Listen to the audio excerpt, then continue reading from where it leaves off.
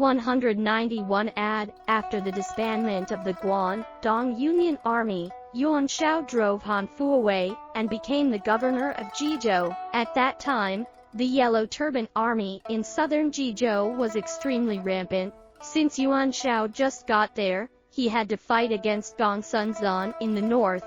The situation was difficult, so he took the name of the alliance leader, sending Cao Cao to the area around Dongjun to fight with the Yellow Turban. Soon Cao Cao defeated many Yellow Turban forces, achieved back-to-back victories. Yuan Shao was delighted. The imperial court officially appointed Cao Cao as the governor of Dongjun. Cao Cao also gained the first valuable base as a result. In the same year, Xu, a famous scholar of Yinchuan, broke away from Yuan Shao and defected to Cao Cao. At this time, Cao Cao just had one piece of land in the chaotic world.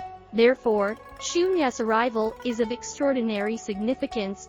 Xu is not only a first-class strategist, but also the best politician and strategist of his time. From now on, Cao Cao could safely fight abroad and open up territory. Xu managed internal affairs and other military affairs, such as the supply of food and fodder. And Xu is much more than that. Cao Cao was only surrounded by a group of military generals, and basically were clan members. Besides Cao Cao's identity of being descendants of the eunuch, that there is not the slightest attraction to chivalry clans, which was the key to the success of a military force, otherwise strong as Dong Zhuo, who holds the emperor and despises the world, just got a dusty end. Family Xun of Yinchuan was a first-class family at that time. Zhou Xu's arrival made Cao Cao different, who is still unknown at that time. Moreover, Xu himself is also very good at recommending talents. Soon at Xu's call, Xu, Shijitsai, Zhongyao, Chen Chun, Guojia, and others fled to Cao Cao one after another. The think tank they formed became the biggest reliance on Cao Cao to later stand out and dominate the world. The following year, 192 AD, Yellow Turban Army entered Yanzhou from Qinzhou. They captured the Rencheng and killed the governor Jing Sui, then marched towards Dongping. The governor Liu Dai led its troops to meet the attack, but was killed in a melee. In order for Cao Cao to obtain the position of Yanzhou governor, Chen Gong, a famous man in Dongjun commandery, volunteered go to Yanzhou to work as a lobbyist. Cao Cao's former friend Bao Xin, the governor of Hebei commandery, also reported that he was also drumming up the stove. So under the persuasion of Chen Gong and Bao Xin, only then did Yan's officials agree to support Cao Cao as the governor of Yanzhou to resist the Yellow Turbans. This year Cao Cao was 38 years old. Yanzhou was now the southwestern part of Shandong and eastern Henan.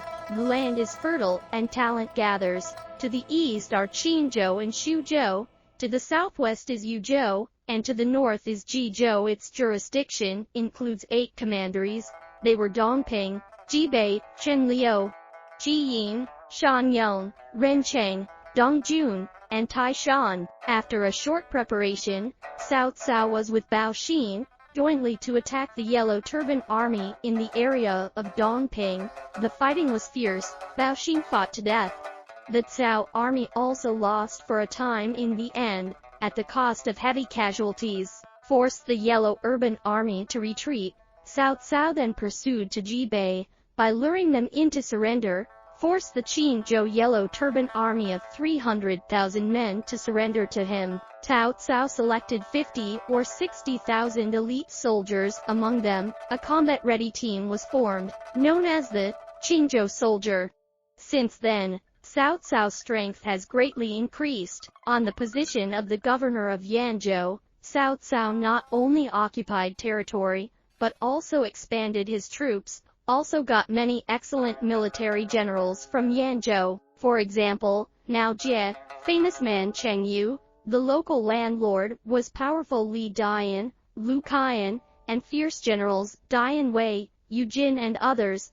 The addition of these talents, giving Cao Cao a firm foothold in Yanzhou. In early 193 Cao Cao and Yuan Shao joined forces to defeat Yuan Shu at Fengqiu, forced Yuan Shu to move to Shouchun. The threat from south was removed.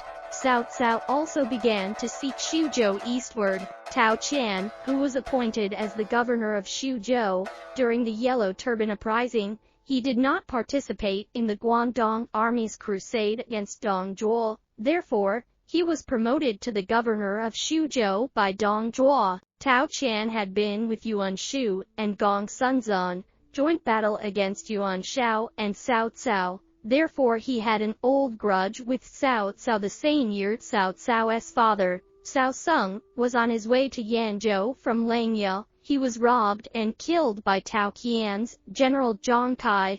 So Cao Cao immediately led the army to Xuzhou by himself, gritting his teeth. The Cao army went all the way, captured more than 10 counties in Xuzhou, entered Pengcheng. Tao Qian-led army met the attack but suffered a major defeat. He had to flee Pengcheng and fell back to Tan County. The Cao army then broke through Pengcheng and besieged Tan County, but it couldn't be captured after a long time, so Cao Cao led the army turned south to attack Suiling, Shaoqiu and other places. This time Cao Cao had a strong purpose of revenge. Therefore, wherever the Cao army passed, cities were slaughtered, people were killed innocently in many places, even chickens and dogs are not left. Several towns in Xuzhou became no man's land. Tao Qian was very scared.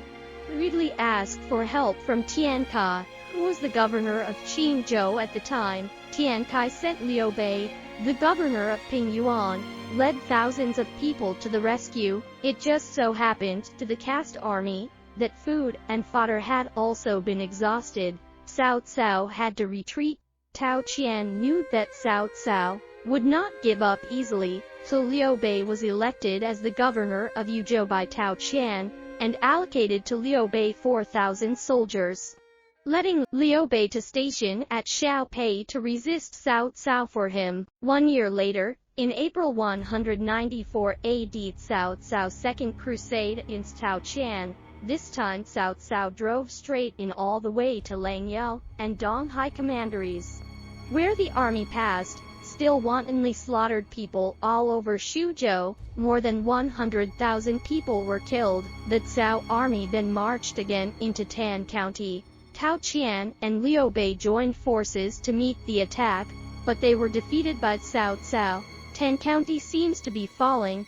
Tao Qian was also ready to escape. At this time, the news of the rebellion from Yanzhou came. Cao Cao was shocked when he heard the news. He retreated immediately. Tao Qian once again luckily saved Xuzhou. This rebellion was launched by Zhang Miao, the governor of Chenliu. Together with Chen Gong, they both were friends of Cao Cao. During the crusade against Dong Zhuo, Cao Cao was also attached to Zhang Miao's army. Chen Gong also played a great role in Cao Cao's efforts to become the governor of Yanzhou, but because of the famous scholar Bian Rang was killed for criticizing Cao Cao, making them deeply uneasy. In addition, Cao Cao repeatedly ordered the slaughter of the cities in Xuzhou, also letting Zhang Miao and Chen Gong saw the cruel side of Cao Cao, so they took advantage of the emptiness within Cao Cao's crusade. Secret led Lu Bu from Hernay to Puyang, the capital of Dongjun Commandery. They jointly promoted Lu Bu as the governor of Yanzhou. Zhang Miao and Chen Gong were both Yanzhou natives themselves. They've been operating here for many years. The power of them was very strong, far from being comparable to Cao Cao. So many commanderies and counties in Yanzhou responded one after another, one-sidedly defected to Lu Bu, the new governor of Yanzhou.